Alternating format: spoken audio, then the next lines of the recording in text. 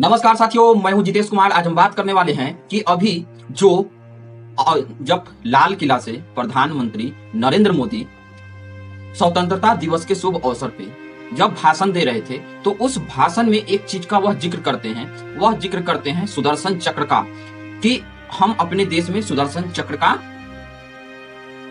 एक चक्र बनाएंगे जिससे हमारे देश की रक्षा हो सके। सुनिए, उसके बाद हम करते हैं बात।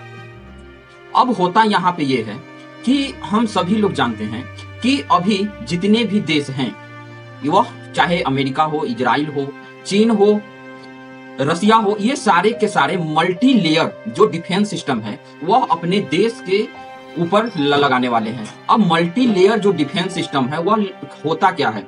मल्टी लेयर डिफेंस सिस्टम जैसे कि एंटी ड्रोन सिस्टम हो गया, उसके बाद एंटी मिसाइल सिस्टम हो गया, जो कि जो देश है, देश के अंदर किसी भी प्रकार का जैसे कोई मिसाइल बाहर से आ रहा है तो वह मिसाइल उस देश के ऊपर हिट नहीं होने देगा। वह पहले ही इंफॉर्मेशन दे देगा कि आपके देश के ऊपर एक मिसाइल आ रही है, और वह मिली सेकेंड के अंदर अपना रिस्पॉन्स के लिए पुनः एक जो मिसाइल है उसको यहाँ से फायर कर देगी। जैसे हम अपने यहाँ जानते हैं कि हमारे यहाँ S4 जो डिफेंस सिस्टम है, वह डिफेंस सिस्टम हमको जो अभी ऑपरेशन सिंदूर हुआ था, उसके बाद आकाश तीर अपना जो डिफेंस सिस्टम जो स्वदेशी बना है, वह उसका निर्माण जो भारत के अंदर ही किया गया है।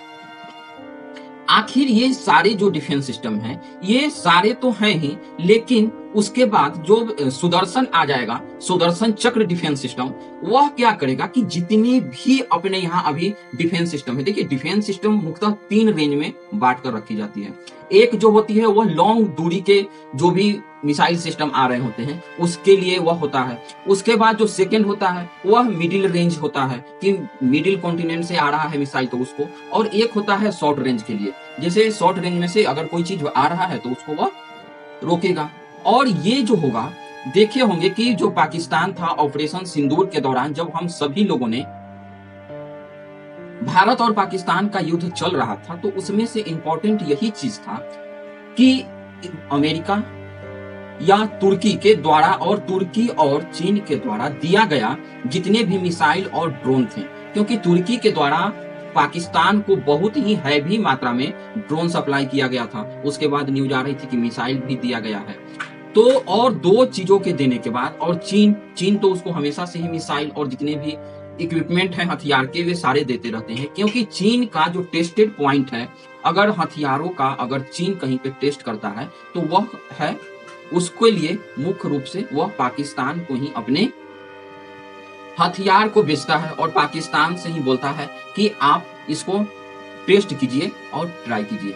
लेकिन होता क्या है, देखिए इसमें से अगर बात करें कि प्रथम बार ऐसा हुआ है कि जो एयर में जो डिफेंस सिस्टम होते हैं लगा हुआ, या वह एयर वाला जो डिफेंस सिस्टम होता है वह कभी भी एयर से फायर नहीं करता है, वह बताता है कि दुश्मन का कौन सा सामान कहाँ पे रखा हुआ है जिससे कि फायर हो रही है। जैसे जहां से बम गोला बारूद जो बैटरी रखा हुआ होता है डिफेंस सिस्टम के लिए, तो वह कहां से निकलकर और आ रही है, तो इसके जानकारी देने के लिए हवा में क्या होता है, एक एरोप्लेन के जैसा डिफेंस सिस्टम ऊपर लगा दिया जाता है। अब डिफेंस सिस्टम और तो वह सारी जानकारी सैटेलाइट के माध्यम से कनेक्ट करके देता है वहां के जो भी ग्राउंड पे बैठे हुए सैनिक हैं और हेडक्वार्टर को।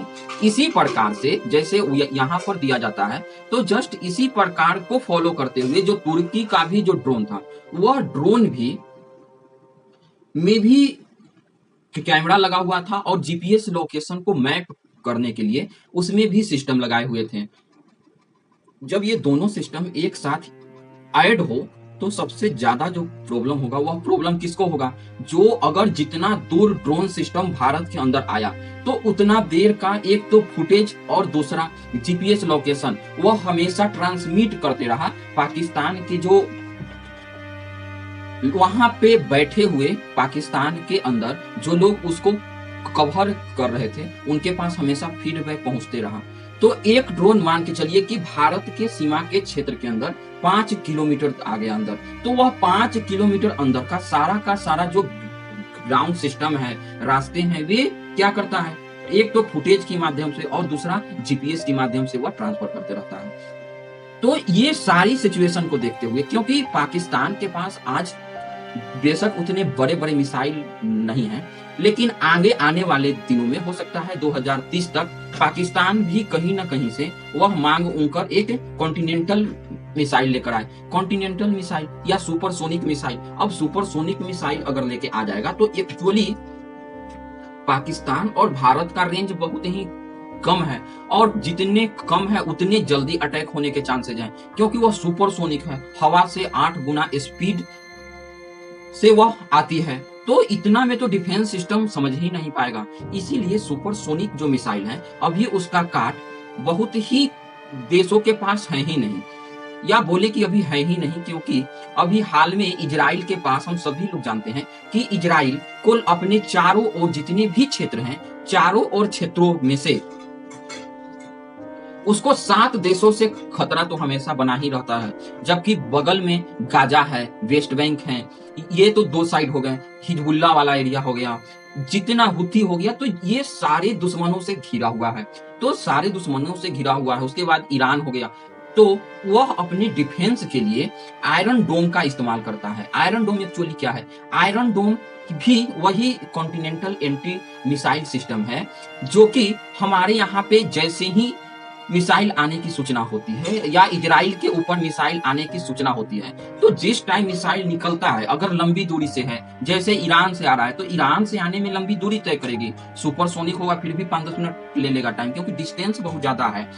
तो वहां तक आने में जितना टाइम लगेगा, उससे पहले ही जो है आयरन डोम बता देती है कि हमारे ऊपर एक मिसाइल फायर हुआ है और वह हमारे ही देश के ऊपर आकर गिरने वाला है।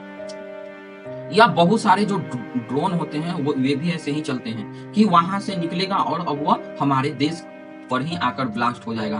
तो उसको जो कवर करने की बात होती है, उसको जो निपटा देने की, ऊपर ही खत्म कर देने की। अब खत्म कैसे होगा? मान के चलिए कि एक जो मिसाइल है वह बहुत तेजी के साथ बढ़ रहा है और हम इधर से भी उसी लोकेशन पे, उसी पॉइंट पे अगर जो हमारा एंटी मिसाइल सिस्टम है वह वे भी अपना मिसाइल अगर फायर करेगी, तो दोनों हवा में ही टकराकर ब्लास्ट हो जाएंगे।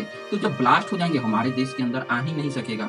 और हाल में पाकिस्तान के ओर से भारत को ये भी धमकी आई है कि जो हम डैम बनाने वाले हैं, जो इंडस रिवर जो ट्रीटी है, जब से सस्पेंड हुआ है ऑपरेशन सिंदूर के बाद, ऑपरेशन जब वह पहलगांव वाली घटना हुई थी, उसके बाद हम लोगों ने वाटर, जो इंडस वाटर ट्रीटी है, जो कि एक प्रकार से अनफेयर भी था कि सारा जो पानी है वह भारत का होते हुए भी पाकिस्तान को दिया जा रहा था। उसमें जो पाकिस्तान का एक सबसे बड़ा जो नदी है सिंधु के द्वारा, जो कि एक प्रकार से बोला जा सकता है कि पूरे पाकिस्तान का लाइफ लाइन है।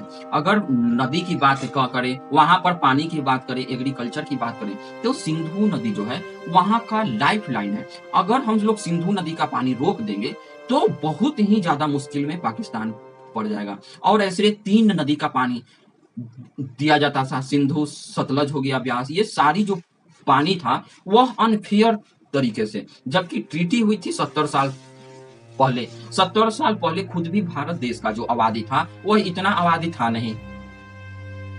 तो इतना ज्यादा आबादी नहीं होने के कारण भी बहुत ही ज्यादा मुश्किल होगा भारत के लिए ये सारी डिसीजन ले लेना कि आखिर कैसे डिसीजन लिया जाए।